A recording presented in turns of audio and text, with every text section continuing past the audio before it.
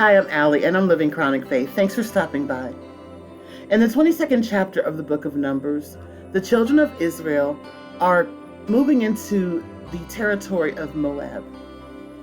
And they are camped out by the Jordan River, and the people of Moab see how many people are with them, and they start to panic. They believe that the Israelites will use up all of their resources while they're there.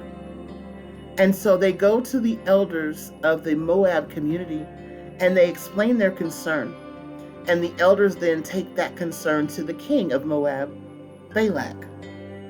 And they explain that they are concerned that the Israelites will use up all the resources and they need to do something quickly to get them under control.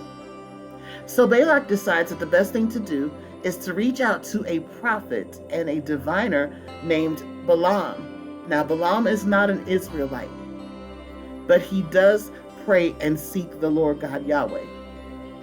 And so he sends his people to Balaam to ask him to put a curse on the Israelites so that they can overtake them, so they can defeat them, so that they will not use up all their resources. And he sends the noblemen with the fee to pay to Balaam for this curse that he wants them to put on the Israelites. When they get to Balaam, he doesn't make a decision on his own. He stops and he says, I'm going to pray, and whatever God tells me to do is what I'm going to do. When he prayed, God told him not only to not curse the Israelites, but to pronounce a blessing over them. Well, this is not at all what Balak sent his people for. He sent them to pay Balaam for a curse. So Balak sends another group of people, higher ranking people, more impressive, more status. Now Balaam has already heard from God. God has already told him not to curse his people. He has already told him to bless his people. But Balaam goes back to God and pushes him. I don't know if he was impressed by the status of the people that came, if he was concerned that Balak would do something to him. I don't know what his reasons were, but he pushed God. And he asked him to let him go back with these elders from the Moab community. So God gives him permission to go, but he says, only say to them what I tell you. Now, if you read chapters 22 and 23, you will come across the story of Balaam's donkey. And that is a worthwhile read. I encourage you to read all about it. But eventually, Balaam gets to Balak.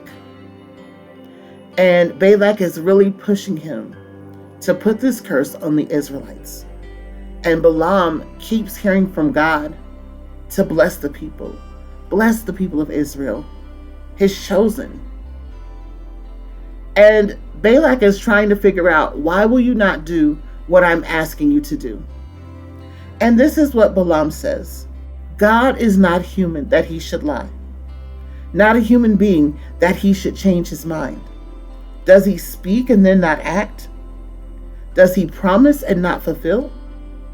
As I reread this, I was so encouraged that the God that we serve, the God who has spoken blessings over us, does not change his mind. He hasn't forgotten what he said to us or what he said about us.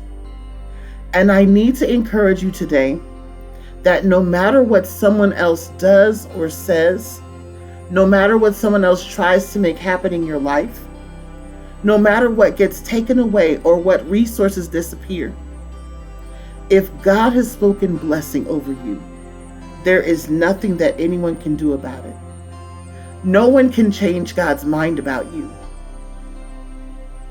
The harshest word someone can speak to you, the worst thing that they can do to you, does not change the plan of God for your life.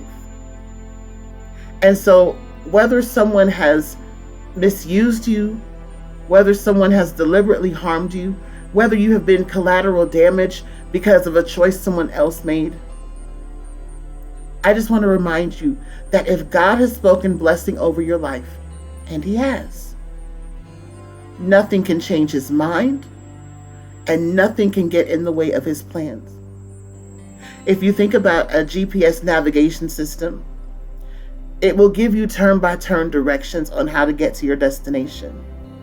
But even if you make a turn that it didn't tell you to make, It won't say, well, now you just can't get there. It will recalculate, and it will give you another route to go to get to the same place that you were destined for from the beginning.